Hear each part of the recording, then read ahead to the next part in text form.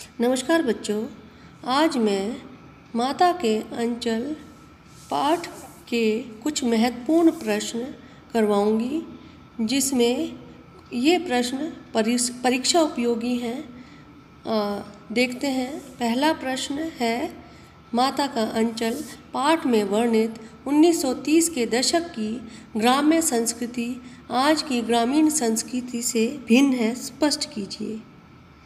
जैसा कि प्रश्न में दिया गया है कि 1930 के दशक में किस तरह की ग्राम्य संस्कृति थी और आज से इसकी भिन्नता हमें बतानी है। तो इसका उत्तर हम इस प्रकार से दे सकते हैं। माता का अंचल पाठ में 1930 के दशक की जिस ग्राम्य संस्कृति के दर्शन हमें मिलते हैं, उनके कुछ रूपों के दर्शन हमें आज के ग्रामीण परिवेश में हो जाते हैं, लेकिन ऐसे अवसर कम ही उपलब्ध हो पाते हैं। उस तरह के खेल खिलौने भी अब हम नहीं पाते हैं जो उस समय खेले जाते थे। कामकाजी माता पिता अब अपने बच्चों को उतना समय भी नहीं दे पाते जितना पहले दे पाते थे।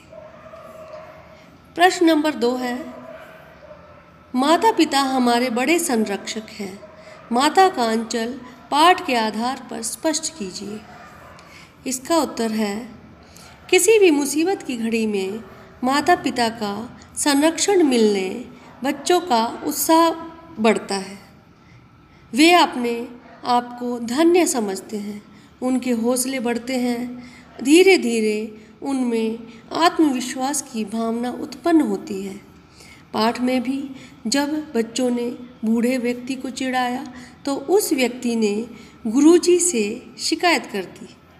गुरुजी ने भी बच्चों की खूब खबर ली। यह सुनकर भोलानाथ के पिता पाठशाला दौड़े दौड़े आए और बच्चे को उठाकर प्यार किया तथा रोते बच्चे का ढांढस बंधाया। इस प्रकार हम देखते हैं कि हमारे माता पिता हमारे बड़े संरक्षक हैं।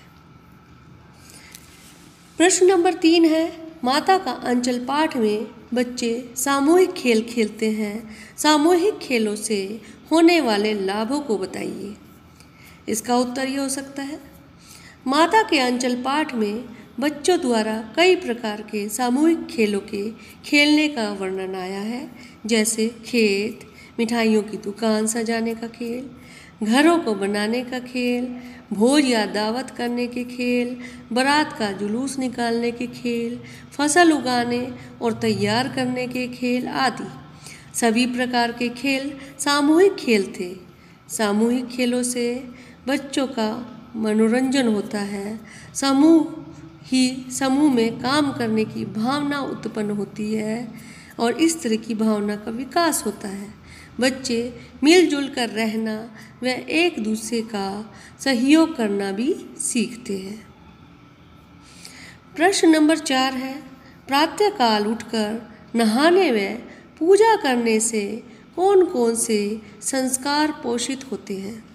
माता का अंचल पाठ के आधार पर लिखिए। इसका उत्तर यह हो सकता है, प्रातःकाल उठकर नहाने व पूजा करने से हमारे कुछ ऐसे संस्कार पोषित होते हैं जिनका जीवन के साथ गहरा संबंध है। प्रातः उठकर नहाने से तन मन में ताजगी आती है, आलस्य दूर होता है, शारीरिक स्वास्थ्य बना रहता है। जब नहाकर पूजा की जाती है तो उससे हमें आत्मिक शांति भी मिलती है। प्रश्न 5 है, माता का अंचल पाठ में पिता ने खेलने पर कभी रोका टोकी नहीं की। इससे पिता की किन विशेषताओं का पता चलता है? इसका उत्तर हम ये दे सकते हैं, भोलानाथ के पिता ईश्वर के प्रति आस्था रखने वाले व्यक्ति थे। वे बच्चों की मनोभावनाओं को समझते थे।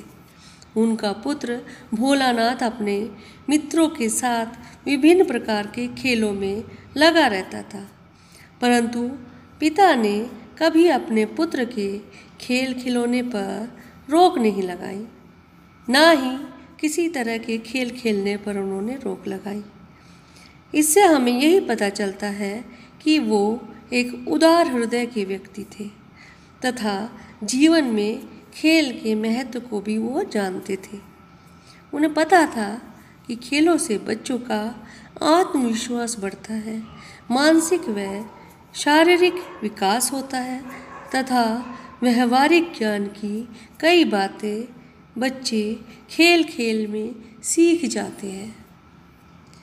प्रश्न नंबर 6 है, माँ हमेशा यह क्यों कहती है कि उसके बच्चे ने बहुत कम खाया है?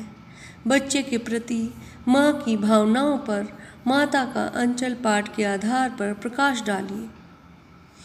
इसका उत्तर हम इस प्रकार दे सकते हैं। बच्चों के प्रति माँ के हृदय में असीम ममता होती है।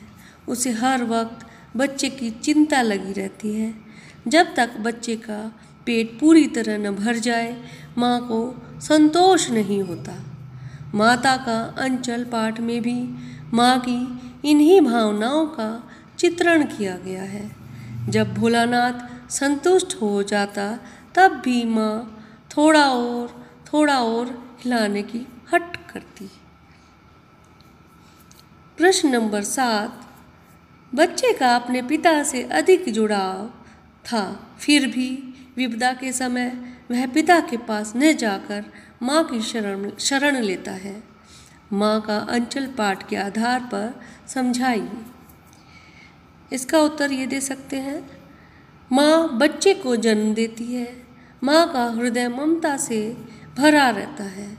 ममता के कारण ही बच्चे व माँ के पास ज़्यादा शांति व सुरक्षा महसूस करते हैं।